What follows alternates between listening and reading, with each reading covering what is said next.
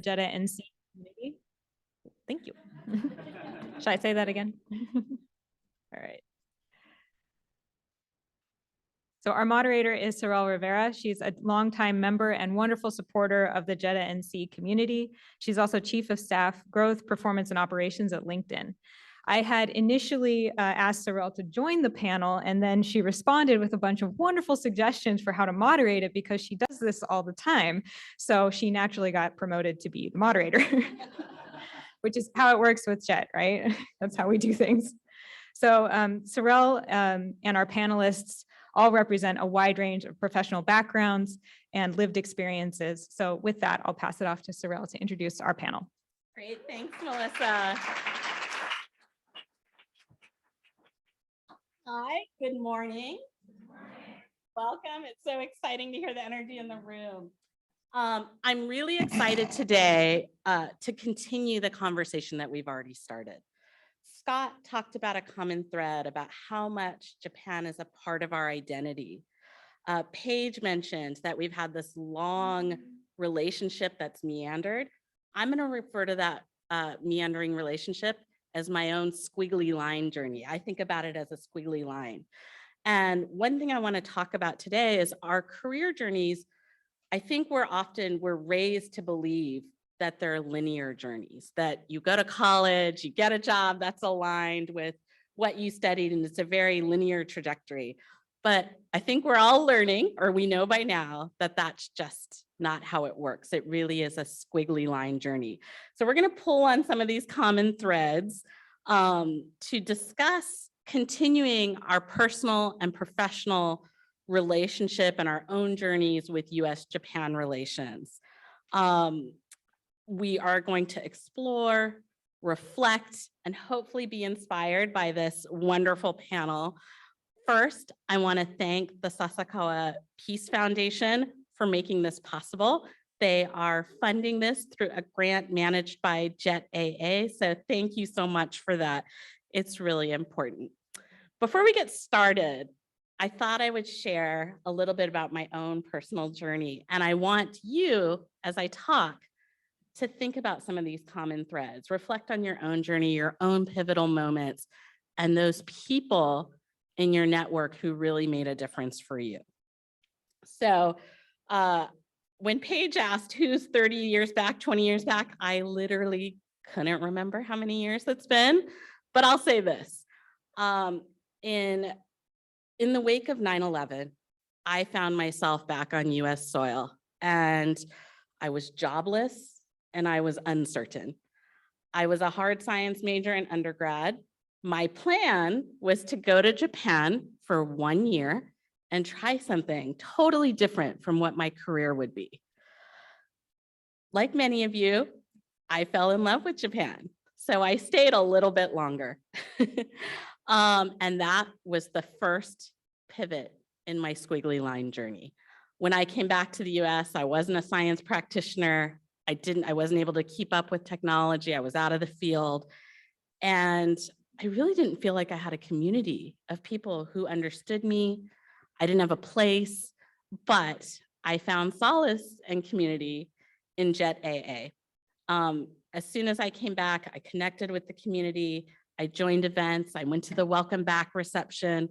I talked to people, and there I met Martin. So Martin was another JET alum who happened to work for a recruiting firm. I didn't know what I wanted to do. I didn't know what skills I had, but Martin said, you know what, I'll just start introducing you to people, have some conversations. So Martin introduced me to a woman named Ruth. Ruth was the executive director of the Asia Business Council, which is a CEO level roundtable. But Ruth, in her very small nonprofit, shared office space with a woman named Pam.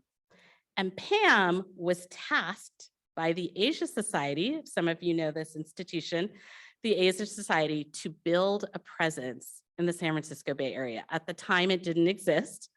So after Pam met me, she heard about my international experience in Japan. She heard about my passion. And I shared with her how Japan had become a part of my identity. And she said, you have the skills needed to connect with our membership. So I became part of a scrappy team of 3 who built the Asia Society in Northern California from the ground up. Happy to share, this is the 25th year of Asia Society Northern California. It's grown from our small, scrappy staff of 3 to, I think, 20 plus employees now. So really exciting to be a part of that journey. While I was there, it worked really well to leverage my role as a representative of the Asia Society to become JETAANC president. And both organizations worked so well together. I was able to bring JETs in as volunteers to meet some of our guests. We worked in arts, policy, business, and culture. So it was able to merge my 2 worlds and really found a way to provide a platform to increase learning around Japan and important issues facing society, civil society at the time. After JET, I worked at Asia Society for 5 years. I was also president of JETAANC for about 3 plus.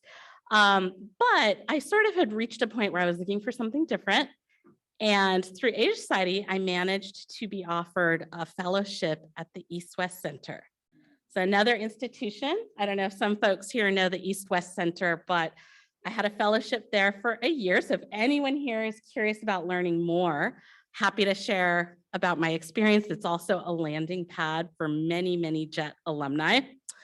At East-West Center is an institution dedicated to collective and cooperative study, dialogue, and research to further relations between the United States, Asia, and the Pacific.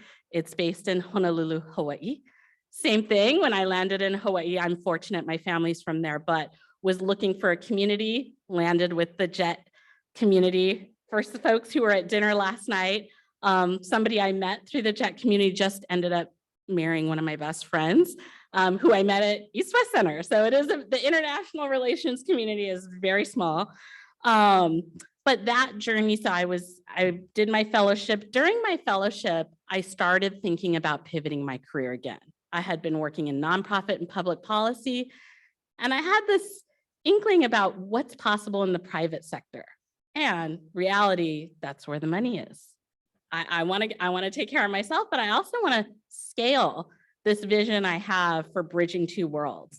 And so spent some time there reflecting on my own journey, ended up ultimately worked still in the nonprofit public policy, worked on the federal stimulus at the time, and then decided to go to grad school, got my MBA, graduated with my MBA, and I was in Hawaii, and the tech sector is here in the Bay Area at the time. It was right around the financial crisis, if you remember that.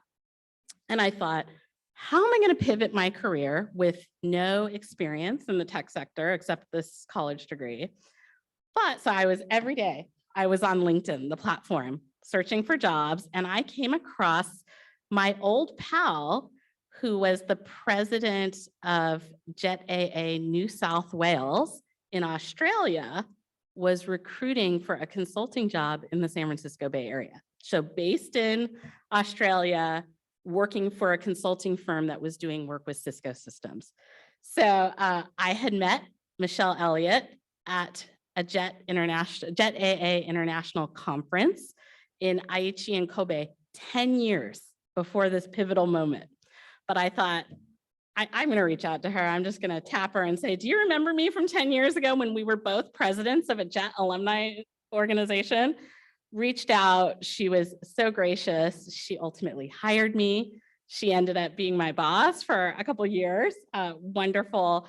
And it was really Michelle who was responsible for getting me into the tech sector and where I am today.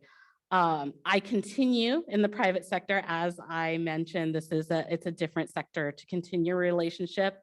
The way I continue my relationship today, I'm very involved with SPICE. So if folks here know the Stanford program on international and cross-cultural education, which is currently led by Gary Mukai, who I affectionately call the godfather of the JET program. But I work with students today. I visit e-classrooms across Japan, and the focus of what we talk about is diversity, inclusion, belonging, and equity. This is a topic that students in Japan right now are super passionate and curious about. This is a topic that 20, 30 years ago, my students wouldn't have had the vocabulary to ask me about or wouldn't have known. I wouldn't have known what to tell them about this. So it is an ongoing dialogue. I was excited to hear the work Karen highlighted, but that is how I personally today continue that relationship. And one other area I want to mention, I'd be remiss if I didn't, is the JETAANC scholarship. I am in a position to be on the scholarship committee and provide a little bit of financial support, help screen applications. I feel very, very passionately about that program and fostering the next generation of potentially JETs, but just people who want to work in this space of furthering US-Japan relations. So a little bit about my journey. I hope that gave you pause to think about these pivotal squiggly line moments. With that, I would love to introduce our panel. And since we have a limited amount of time, we've met Karen, we've met Scott, we've met Jessyca, but I'd love to introduce you to Winnie. Hey, Winnie is a seasoned senior executive, fluent in both US and Asian languages and cultures.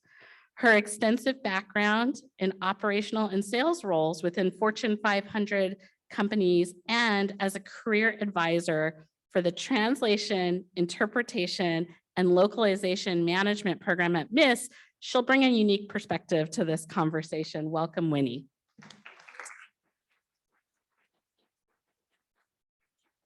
I'd also like to introduce Takeshi Yamagishi. Takeshi is general manager at Quick USA.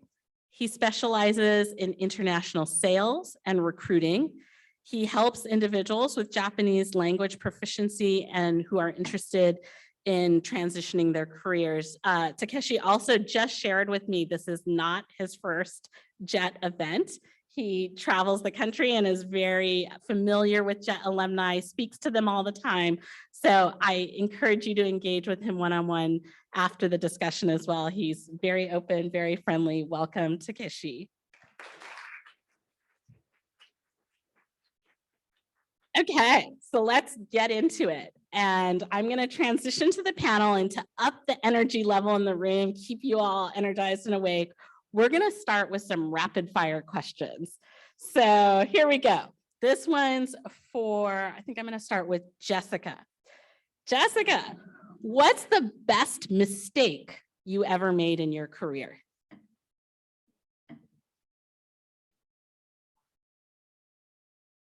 Hello? Okay. So I'm a pretty planned person for those that know me, type A personality.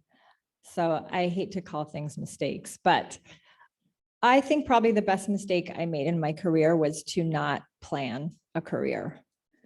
I was not strategic in any way, shape, or form about what I did and what my squiggly path was going to look like. I ultimately chose jobs not based on their salary, which is visible by my bank account, but, but I chose them based on what sounded like fun. And that has led me down the perfect path. Every single job I have had, I have felt very passionately about. I have had a wonderful time doing it. My resume for a long time looked very schizophrenic because of that. But it also made me an interesting person. And it ultimately has led me to places that I found very fulfilling. And because I had so much fun doing the job, I was often very good at it. So by mistake, I ended up in the exact place that I wanted to be with every job I ever had. I love it. That is amazing and a wonderful advice for everybody. Okay, I want to transition to Winnie. Winnie, if you had to describe your job using an emoji, which one would you choose and why?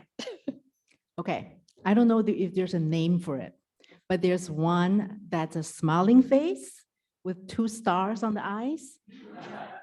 And the reason I choose that is because how my career has evolved has gone beyond my wildest expectations. That's why. I love it. I love the dream big. I love the stars in the eyes. That's great. Takeshi, if your current career didn't exist, what do you think you'd be doing instead? Well, this is very difficult because I love what I'm doing. So if I don't have it, I'm gonna be a jobless. But I see a lot of position every day, so it's difficult to choose. If I can choose three, first of all, I have a big passion about education. So I have a teacher's license and I have experience in Japan teaching with the JET teachers in there too. So I might be going back to Japan to teaching something in Japan. And other thing, the second one is I love sports. So I want to help people. I want to support the people. So maybe I'm going to go back to study to be a physical therapist to support athletes. The third one is I'm the big fan of the donuts. So since I moved to US, I go everywhere to find what is the best donut. So I think I'm going to be opening a donut shop. I love it. I love it. And I want to take a pause because I think Takeshi just opened our eyes to something really important. His job is recruiter, but his passion is education. And you never know what connections you might find with people if you just engage in the conversation. So thank you so much for sharing that. I'm gonna go to Scott next. Scott, what have you asked ChatGPT to do for you? And this can be to simplify your work or be completely unrelated. Yeah, I've used it to simplify my work. Yeah, because I want to get ahead of the students, so to know how they use it, so I can strategize. Yeah. Awesome. Thank you so much. Well, I hope you guys enjoyed the rapid fire and hearing everybody's answers to those questions. I think, oh, Karen. Oh my gosh. I am so sorry, Karen. And I had a good question for you. Sorry. Karen. Okay. Sorry. My bad. This is my first time using a cell phone to ask questions and maybe not the best way. Okay. Karen, what's the funniest or most unusual thing that's ever happened to you work-wise? Oh gosh. Funniest or most unusual thing that has happened to me work-wise. Oh my goodness. Most unusual. Most unusual. I mean, I've spent so much time in Japan. Of course, the most unusual thing is likely to come from Japan. Okay, I'll pick one. I was invited to meet the 15th tea master in the Urasenke school, tea school.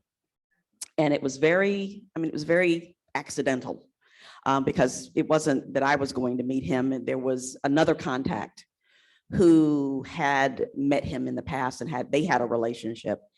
And he suddenly thought of me and said, would you like to come along and meet the 15th Grand Tea Master? And of course, I was like, yeah, I really would. And it turned out that we had some things in common.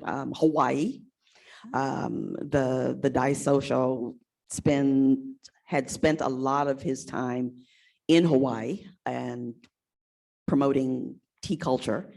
And I had the distinct honor of having lunch with him and having a tour of the ancestral home, which, I mean, I left and I think I was maybe about 6 feet off the ground, just floating after that experience. And it started an occasional encounter in other places where we met, and it was just improbable and unlikely, and probably one of the most sublime experiences I've had in life, much less anywhere else. Yeah. I love it. I love it. That is amazing. I think it's worth a shout out, these kind of questions like these that just bring up things I feel like I need to hear more about. Karen's time in Hawaii, I think we might have common interests, but not just that, but I heard a theme, I'm hearing a theme emerge around the unexpected, the unplanned, that squiggly line of you never know where a connection's going to take you. So I love that story. That was really great. I want to start with our first panelist question with Scott. Scott, with your impressive experience in human and social development across numerous countries, you've likely built a wide-ranging network of professionals and organizations. Could you share some effective networking strategies that have proven invaluable in your career? Yeah, so I've been very fortunate to meet a lot of really great people who work in a lot of important areas and a lot of interesting contexts. I think in the beginning, when I was coming out of school, I was really focused on what people did, you know, what job they had, sometimes where they did that job, like what organization, like working for UNICEF in Nairobi, you know, was like a dream of mine kind of thing. So those are what I was gravitating towards first. Then I started to think more practically about how my job worked. And then I started to connect more with people on how they worked as well. But it seems like now, after so many years, when I think about the most meaningful networking experiences I've had and the most meaningful relationships I've developed, it's because we connect on the purpose of what we do, you know, and the why we do what we do. And I'm in international development, so everything I do is focused on improving the human condition. And when I connect with people, it's because they do that too. And that's when I have the most meaningful and lasting relationships. I love it. I think that connection to your why is so important. It's what bonds all of us. It's what brought us here today. So I truly believe that the connection to the why is a really important factor in forging those connections. And then not just that, but really projecting your passion. When you are passionate about your why, people feel it, sense it, and get on board with what you're proposing. Thanks, Scott, for that. I think my next question, I'd love to go to Karen. Back to Karen. Karen, with your extensive experience in public diplomacy and your proficiency in both French and Japanese, could you share some insights on the role of language and cultural understanding in fostering effective communication and collaboration? Okay, I think I'm speaking to believers here anyway. The importance of language learning, the importance of making that effort to expand your understanding beyond the confines of your own mother tongue cannot be underscored enough. It's important. Proficiency in Japanese, I don't claim. I am a student of Japanese. I will be a student of Japanese until the day they put me 6 feet under. And I will appreciate the discipline of trying to acquire greater understanding of Japanese, because I think it gives me a greater appreciation of the people and the way ideas and thoughts are expressed, which every language puts a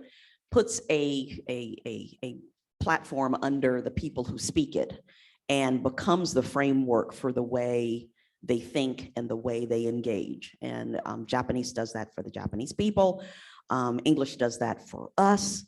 And we expand our platform.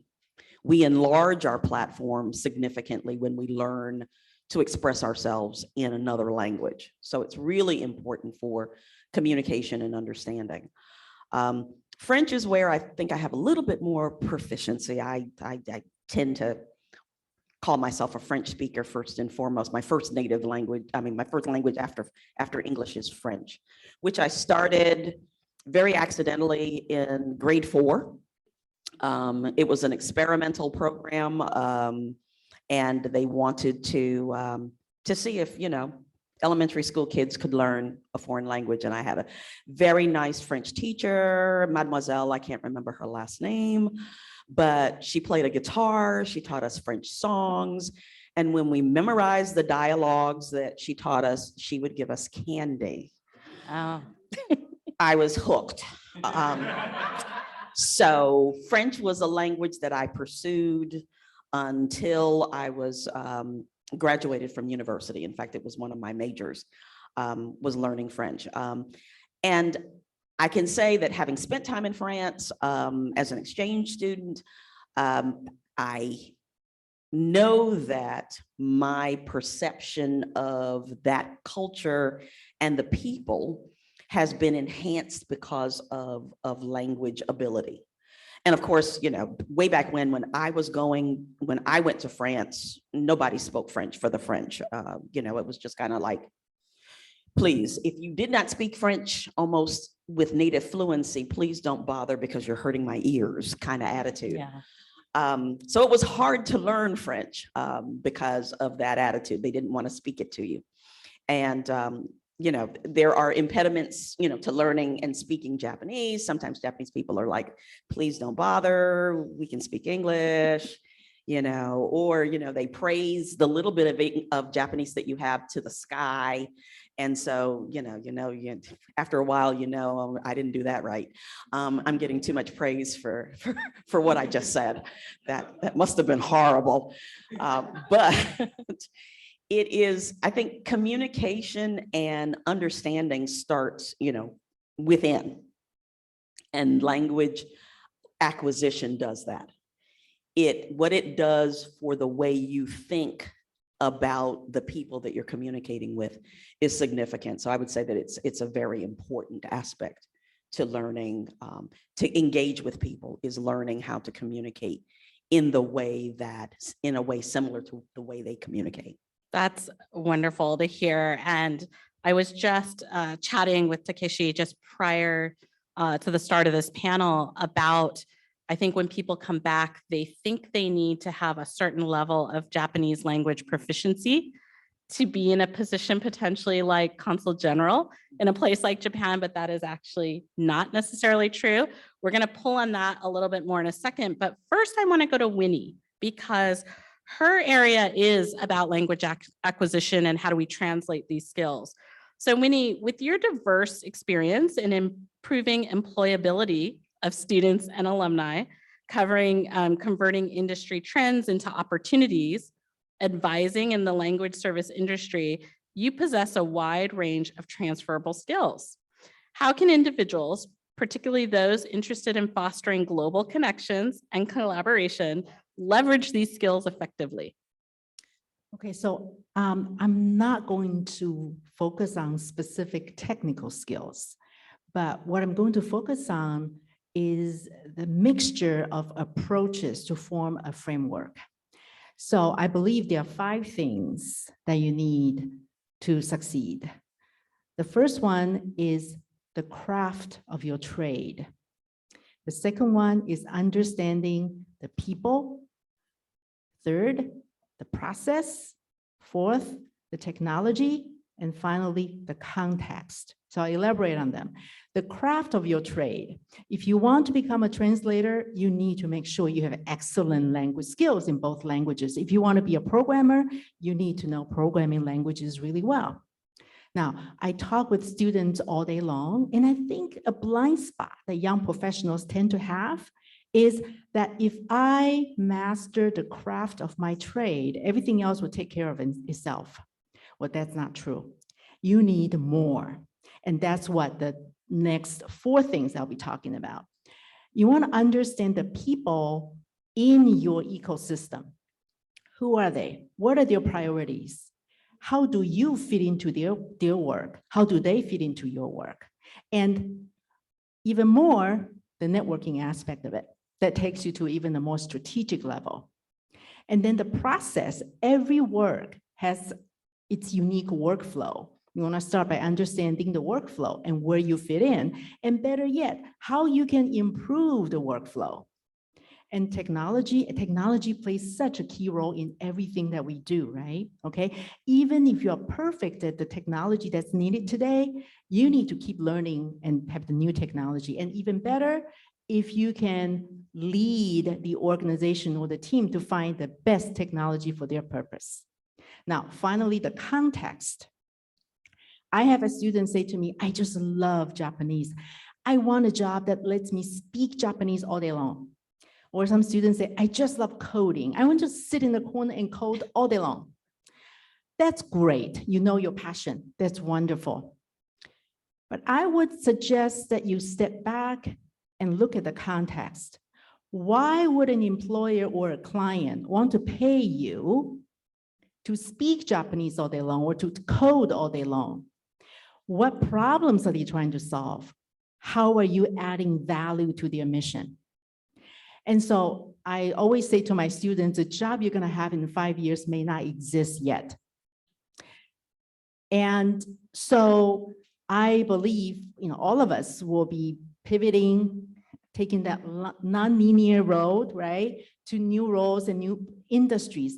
But if you have a framework like this, you can take that mindset as you move into new roles and new industries and new opportunities.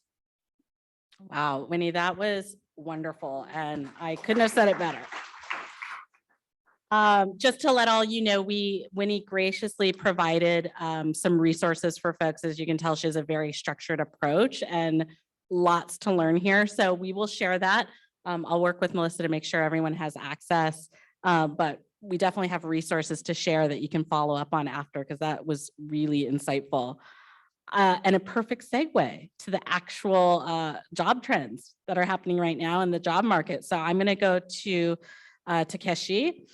With your agency's focus on facilitating job search and career transitions for individuals in the US, you have a unique perspective on the evolving job market.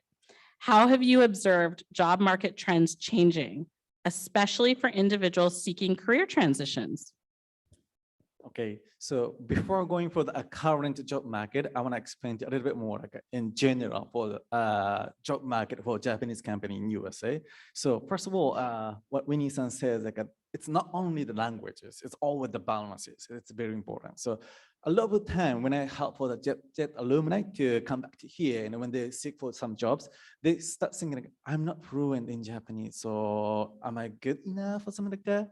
I always say, don't worry about it. So most of the job is becoming more localized, means more a English only speaker is available too. So you don't have to worry about your language skills. Of course, it's always better that you can speak, but as long as if you're not going for the translator or interpreter, then don't worry about it. There's another aspect of your strong skill set or character, or you had experience living in Japan. You had a capacity about understanding, about co-working with international team. So that's the thing I want to tell everybody else. And then the job market in US is you can divide in 3 different area. If you're looking for West Coast, or if you're looking some jobs in the central area, if you're looking for the East Coast, it's totally different industries.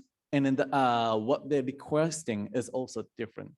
Most of the time in West Coast and in the East Coast, the company is still have more demand about the Japanese language skills. So if you look for a job in the West Coast, East Coast, there's more chances that those positions is going to be a big plus if you can speak in Japanese. It's getting less and less because they are trying to be more localized. So it's getting less, but comparing with the other area, it's more. And in Texas and the central area, Georgia, Florida, and all the central area, from long time ago, they are already pivoting more for localized. So like 90%, 95% of the job is getting to be it's fine. You don't have to be fluent in Japanese. Sometimes you don't have to speak in Japanese.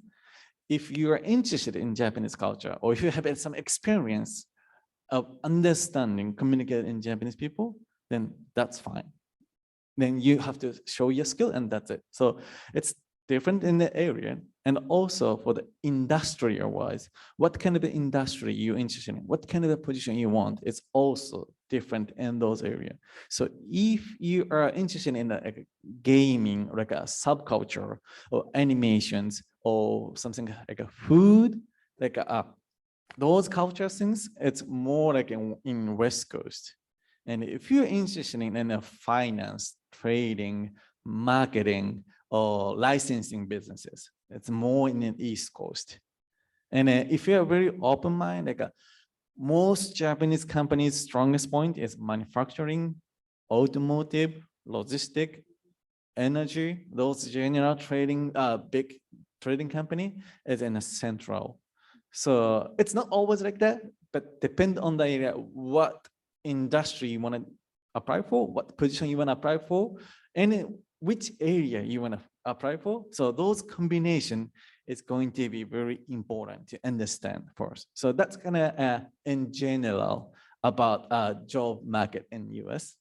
And then back to the in the current market situation, it's this year has been changed a lot. So last year, not only in Japanese company, but all the US job market was like urging, like filling this position. The reason why is like so many candidates was switching their job for a little bit better positions or a little bit better pay or fully remote, those things. So changing a lot. So there's a lot of replacement position that they are urgent to fill it out, something like that.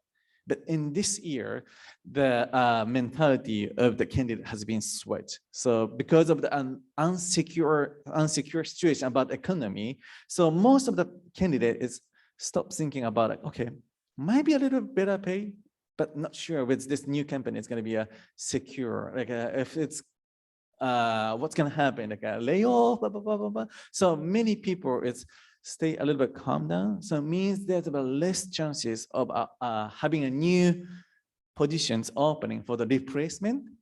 But good things for Japanese company is they are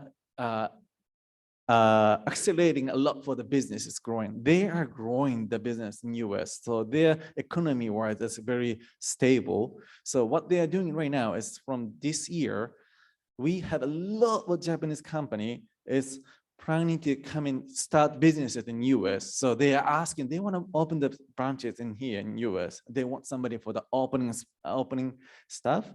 And then also most of the company after the COVID, now they have a lot of companies back to order. So they are thinking about the future growth.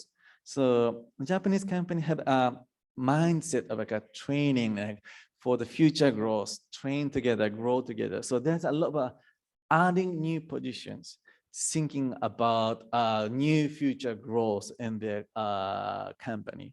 So right now, the number of the position might be less, but it's not like a bad thing. It's a good thing. The position right now, which is opening, is they are thinking about future growth in their company. So it means like you are not filling only that position, but they are thinking about the growth in the company. So you can have a more career path in the position. So that's kind of current market positions. There was so much there. I want to distill a couple things that we talked about. So one was having a view to industry. I hear a lot of times when Jets approach me, I want a job in international relations or I want a Japan related job. But having a view to the industry that you want to work for is really important. So I love that. The geographic breakdown of where certain industries gravitate to and where that might lead you. I think that's really important. And with that, I do want to take it back to Winnie, because there is, although we said, you know, it really is about the people skills, the trade, the people, the process, the tech, and the culture.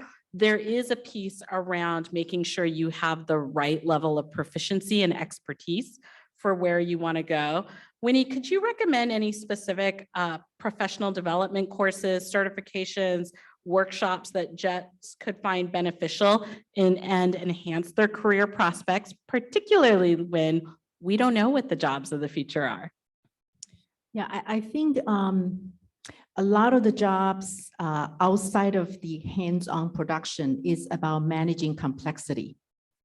Complexity, again, back to people, process, technology, right? So I think any kind of project management discipline will be an excellent specific transferable skill that you can bring to any industry. That's perfect. That's great.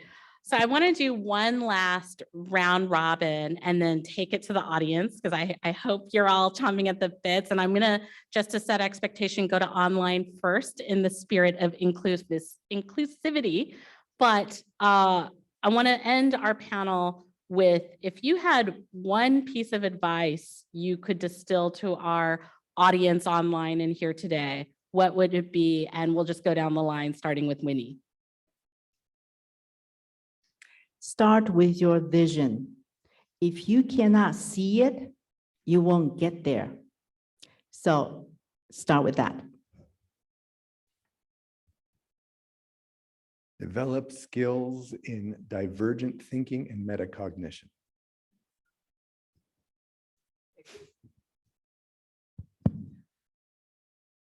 I would say build your network.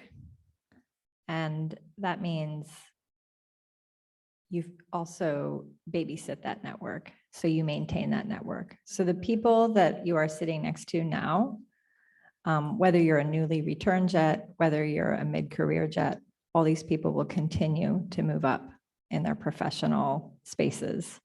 And one day you will look next to you and you will have your colleague that you came back from jet on, and you will both be CEOs. And you can make a very large impact on the world around you.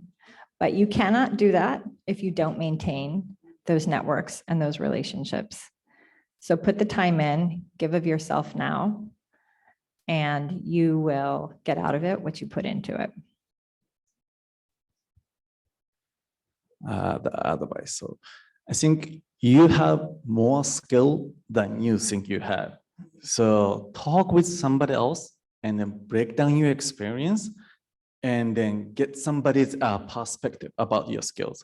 A lot of time when we speak with all the candidates, they have way much more skill than they thought. So talk with someone.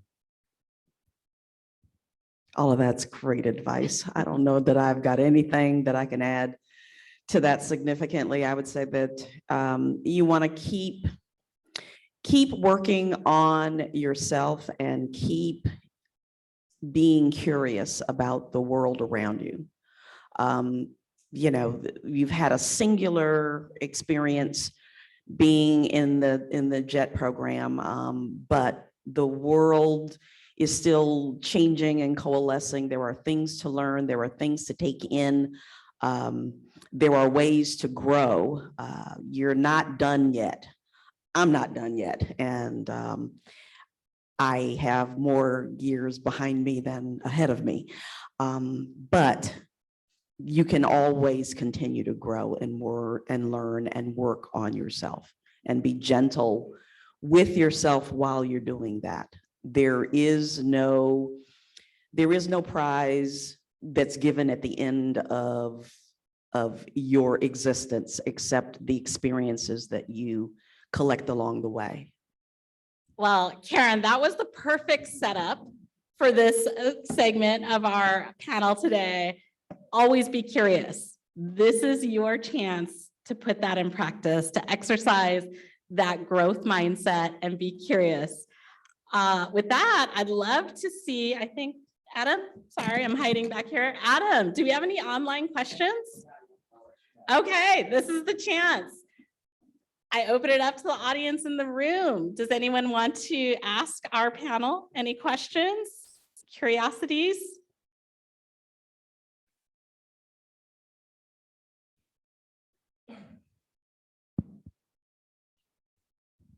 So this question is for, I don't have a specific person, so I'll just put it to the whole panel.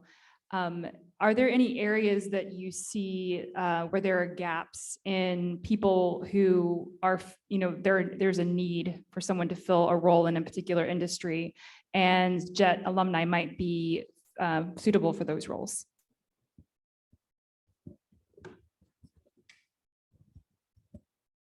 I'll take the first stab at that and then let others join in.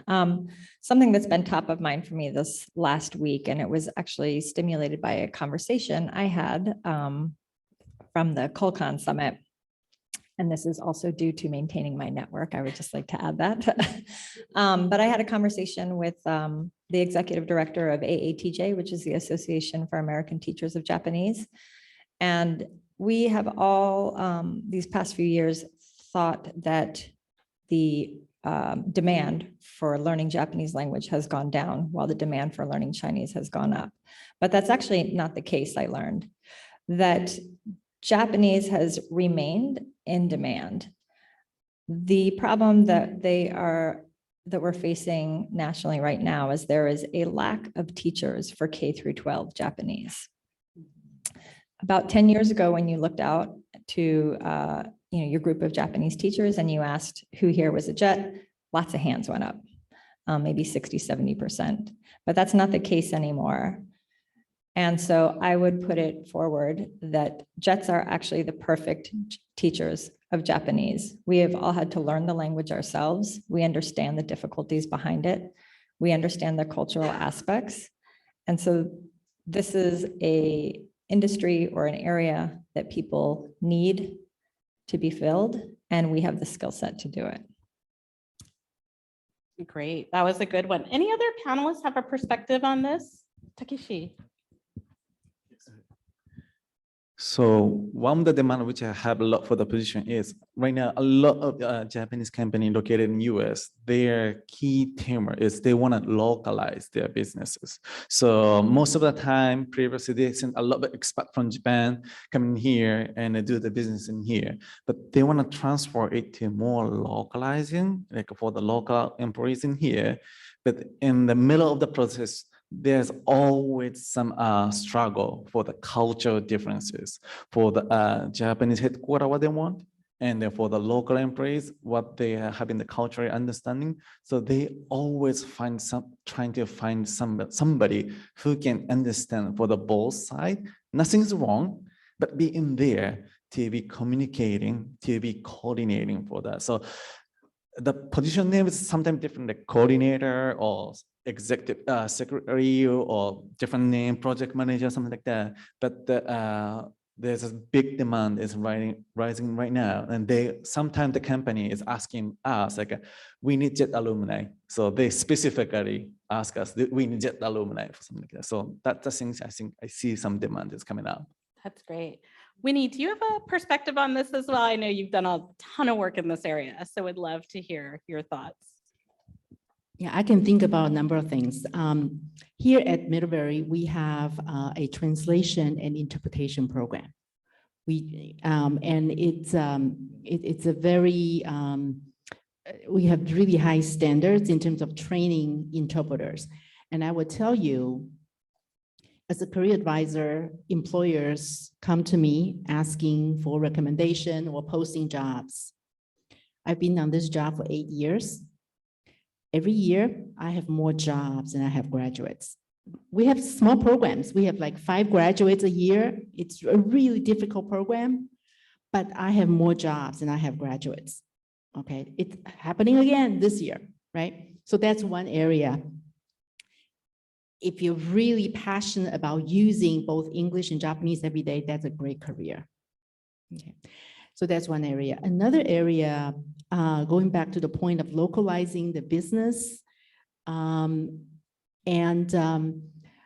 think that there's not necessarily a particular job that I can think of, but if you can find those companies or organizations and go in and not have any kind of job title in mind, but say to them, let me understand your business objective.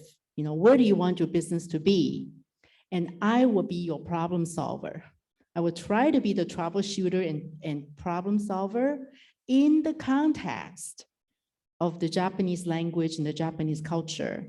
I think you will be very successful.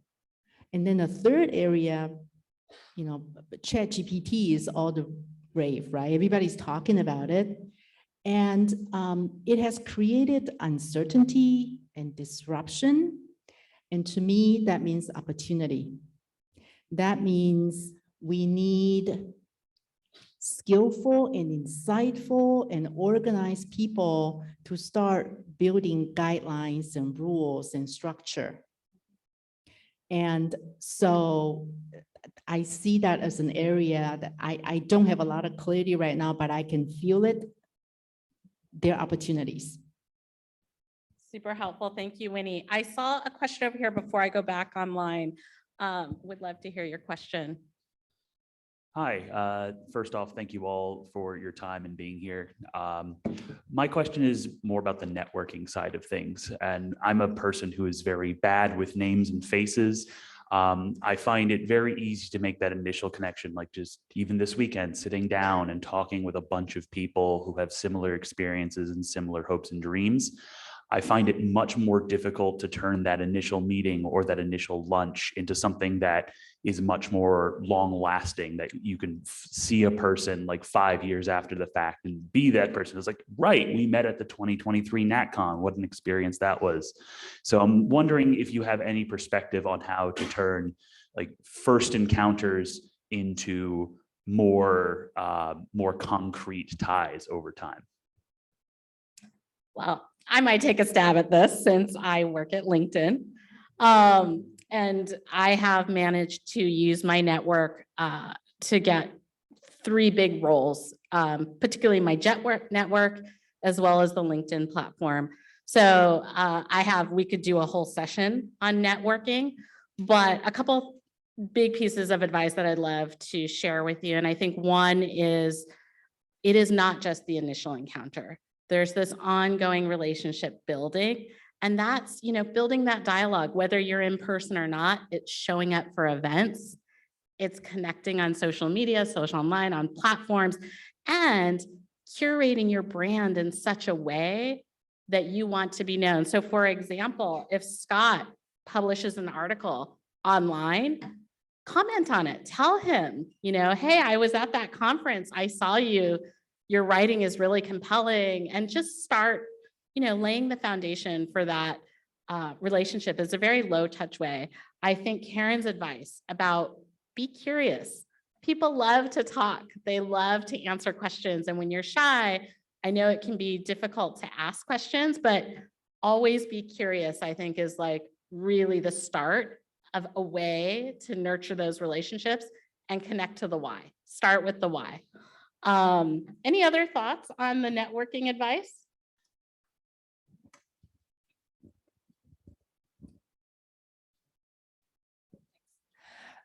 I think this goes back to actually something that Scott mentioned, which is to discover what your why is. And that's the way you kind of presented it.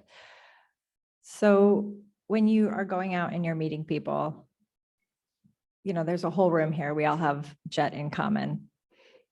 But if these weren't all JETs and it's just a room of random people, that doesn't mean you're going to connect with everybody in the room. And you don't have to, that's not your job. But when you find that person that you do overlap with, that you have that shared passion for something with, that's the thread you want to follow. They know other people that are probably like-minded as well and share that interest. So that's also a very easy and comfortable place to be in. So you're following your passion. You're also widening your network in that exact area that you're interested in. And that's not an awkward relationship to maintain. And along with that, if you have an idea of something you want to try, or a project or initiative or something like that, throw it out. Don't ever, I don't mean throw it out in the trash can. I mean, throw it out there to people, right? Put it out there. You never know who's going to hear that. You never know who's going to pick it up. You don't ever know who has been thinking about that quietly. And that's also another way that you build that network. All of a sudden you have an idea, you put it out there, you start socializing it to different people, you see who else might pick it up. Now, all of a sudden you have a couple people that are working with you on that. And that's another way that you're growing your network. You're also making a name for yourself. People now know that you're part of this project or that you spearheaded it or whatever. And it can be small or it can be big. That's your choice where and how you want to take it. But those are some really natural, easy ways to network while also following your passion. Thanks for that, Jessyca. We have about 5 minutes left. I'd love to check in with our online audience to see. No questions, perfect. Any other hands in the room? I see one over here. Thanks. First of all, thank you, all of you, for your insights. It's been really fantastic to listen to all of you speak. Brad Brighton, I'm the Vice President of JETAA ARM. And something that we've been thinking about in our chapter a lot recently in regards to JETs and their careers is that JETs, when they go to Japan and on the JET program, they develop tons of awesome soft skills that are super transferable across industries. But being on the program doesn't give you a ton of hard skills to speak of, to put on your resume and stuff like that. So I have seen a lot of jets come back and have a really hard time. We'll just call it, it's not a soft landing, right? And so I guess my question to you is, as people who have like lead these industries and have seen jets move into their careers, like what is something that we might be able to do as JETAA subchapters to kind of catch returning jets and gently maybe soften their landing and help them move into the careers that they're going to find post-jet? I'm going to kick us off with this discussion and embrace one of our themes, which is the squiggly line journey. I think people come back with a very linear, my experiences and conversations, a very linear trajectory. Again, I want a Japan-related job. I want to work in the gaming industry. I want this. And it's really about these unexpected opportunities. So very tangible things subchapters can do. How to network effectively. That is a very easy workshop to host. Networking events, whether online, in person, or hybrid. And what does that mean? Setting up the right context to attract the audience. Making it a fun event, I think, is really key. So I think that getting away from that linear to squiggly line, I think that's a key one, and coaching people on that, particularly as senpai, and creating that community. But that would be my first advice. I'm going to give it to the panel. Any thoughts on this one? Takeshi. I think we are helping a lot for the recent JET alumni and then coming back here. And then I face us a lot of time, like have a lot of soft skills, but not hard skills. So for the entry level, what they can do, something like that. First of all, which is very helpful, is I understand that the candidate wants to do like Japan related some jobs, but we need a little bit more than that. What you're passionate about, like I know you want to be with Japan, but you want to go for like more some specific industry or some specific position, or for the salary wise, you know, we want to know a little bit more like for the long term where you want to focus on. Then it might be much easier to help for that, because if it's Japanese company, those company is have a tendency hiring from entry level and then train them to go where they want to do. So when they do the interview, sometimes they decline it. The reason why is they don't see the passion about why they want to work in here. It's not because their hard skills enough or not. They want to know where their passion is. And then if I can train them to be with them, something like that. So yeah, I think it's important to a little bit break down from the Japan and also what they want. And then it might be more clear, and it's much easier for us to help for that. And then for the network things, you know, what that Jessyca-san says is babysit the network. I think it's the key. Like a lot of time when they for the network, they see for the short term only. Like I want to network to get this right now, something like that. But most of the time, it's way much more longer time. You don't expect what those connections end up being what, you know. For example, I'm here today is because 2 years ago, out of bro, I connect with the Lions, and connecting with Lions and helped me to connect with a lot of JET alumni, different chapter, and I'm talking with them. And then suddenly I met with Patrickson, and suddenly I met somehow a lot of connection coming up, becoming to connect with the Jessicas and then here, something like that. So it might be better to witness struggling, and I know that person wants the job first right now, but do the networking, not for short time, for the long term. So reframe the thinking. I think one other thing that I heard just here is think about your personal values. I think this is an often overlooked space in job hunting. Different companies have different values, just as you have different personal values. So I recommend embracing your personal values and finding organizations to follow, network within that embrace your values as well. With that, I'd like to wrap this Yeah, up. sorry. Oh, Karen. if I sorry, could. Sorry, my back was turned. Karen, please. No problem, no problem. I would be remiss if I didn't put this on the table. Because the soft skills, we were talking in the context of soft skills that, what does it relate to? JET alumni have amassed exactly the skills that the US government is looking for in their diplomats. You've lived abroad, you have acquired language skills. And you have in your way represented an entity and done a lot of public outreach and engagement.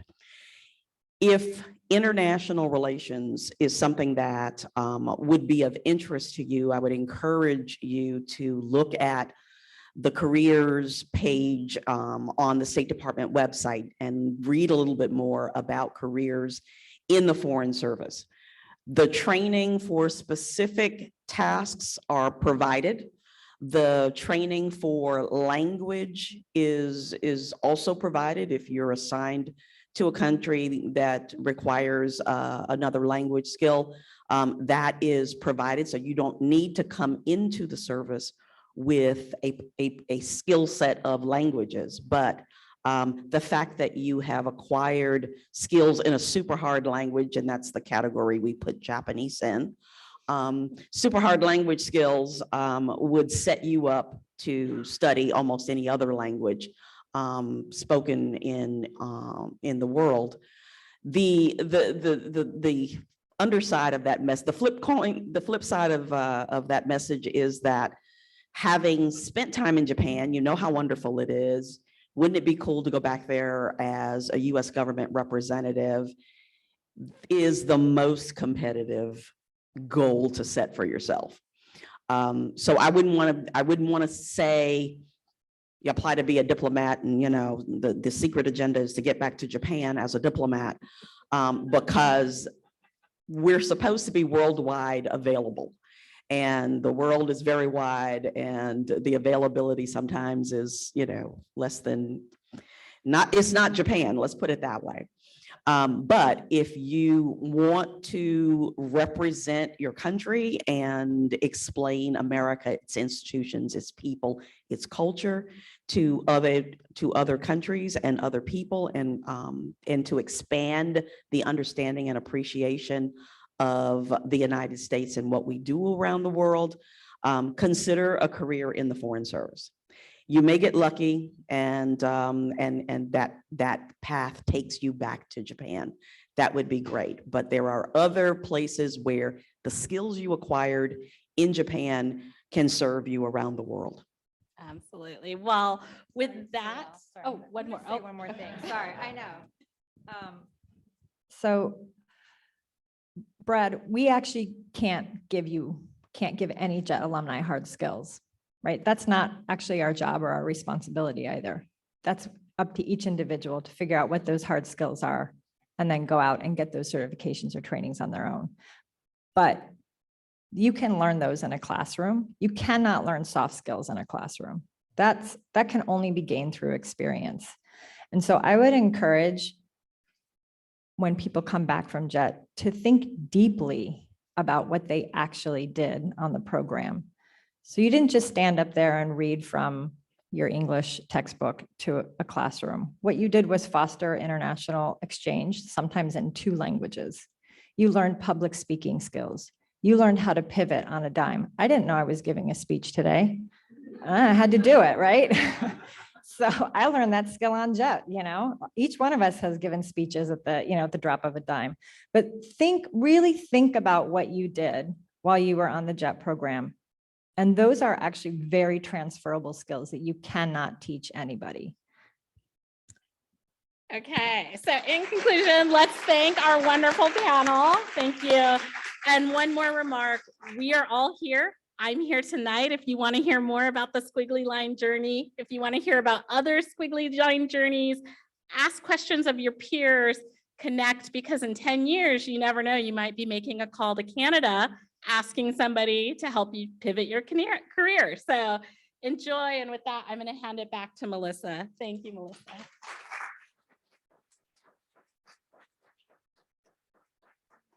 everyone. If you want to take a step off, I'll let you have a moment to do that.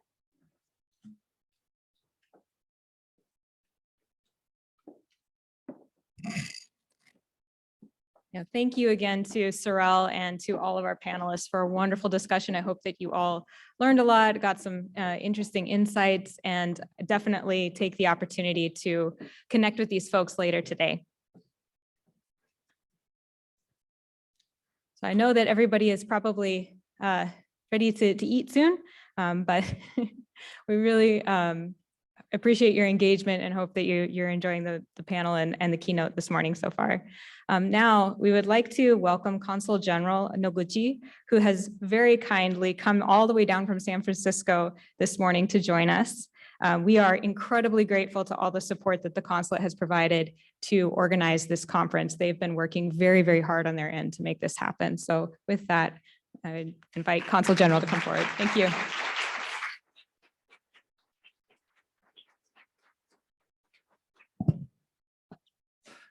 Good morning, everyone. My name is Yasushi Noguchi, Consul General of Japan in San Francisco. I come from San Francisco, and I'm accustomed to the foggy and cloudy weather in San Francisco. So I'm very pleased to be here in Montreal, very beautiful weather.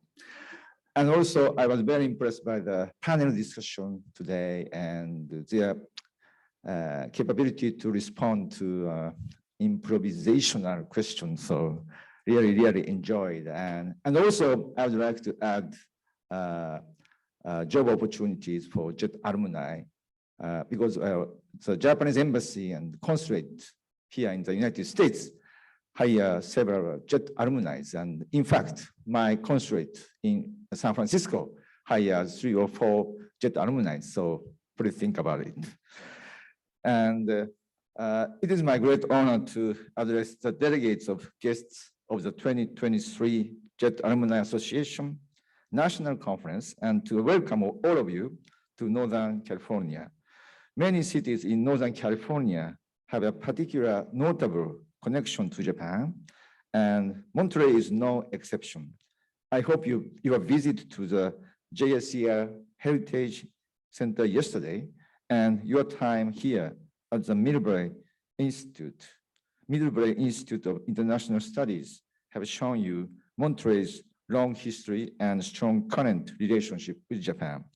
I would like to share my appreciation for all the JET Alumni Association representatives here today, and in particular, USJETAA and JETAA Northern California for their hard work in arranging this conference. Thank you as well to Dr. Scott Pulizzi, Jill Stoffels, and everyone at the MIIS for providing an excellent venue here in Montreal. I would also like to thank Ms. Kelley, former Consul General for the United States Consulate in Osaka, Kobe, and Mr. Mitsuru Kitano, Executive Advisor of the Council of Local Authorities for International Relations, CLAIR, for joining this conference. I think JET program is one of the most successful Japan-US cooperation projects. Actually, I was in Washington, D.C. early 2000, and it was in 2003, I heard that year, US State Department hired 90 newly recruited people, and among them, 6 were JET alumni. So I heard from Karen San that now in the United States State Department, 250 JET alumni. So it's a very good for Japan that so many US diplomats know very well Japan. For 36 years now, JET program alumni have been a key ally in promoting Japan and strengthening its relationship with regions across America. While in Japan, JET participants serve an important role in grassroots internationalization, a role you continue to perform even after finishing your work on the JET program and returning home to the United States. In addition to the participants themselves, JET Alumni Association chapters are integral throughout the JET alumni community.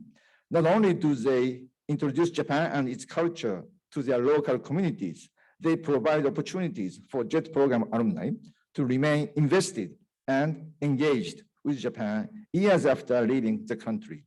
Particularly during the years of the COVID-19 pandemic, I know many alumni associations worked diligently to find ways to promote exchange and interaction between JET program participants when it was not possible to do so in person. I believe this weekend will prove a very valuable experience for all the chapter representatives, giving you the opportunity to connect with your peers from around the country and beyond. And I hope all attendees have a productive and informative national conference today, and that you leave Montreal with new ideas and renewed motivation to build your organization even further. Thank you very much for your attention.